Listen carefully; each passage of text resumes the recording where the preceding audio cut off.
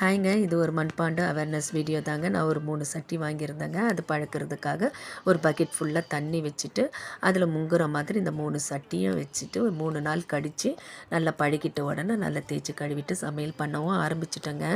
சமையல் பண்ண மறுநாள் அந்த பாத்திரத்த கழுவுறதுக்காக நான் வந்து சோப்பு நார் போட்டு தேய்க்கும்போது பார்த்தா, உள்ள வெறும் காவி கலர்லேயும், செம்மண் கலர்லேயும் ஒரு சாயம் தாங்க வந்தது.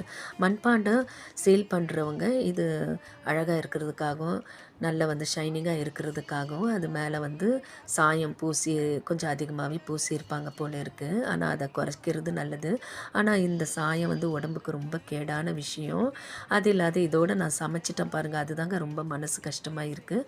நீங்களும் சட்டி வாங்கும்போது நல்லா தேய்ச்சி கழுவி பழக்கிட்டு அதுக்கப்புறமா நீங்கள் சமைங்க. மண்பாண்டத்தில் சமைக்கிறது உடம்புக்கு நல்லது. ஆனால் சாயத்தோடு சமைக்கிறது உடம்புக்கு கேடுங்க.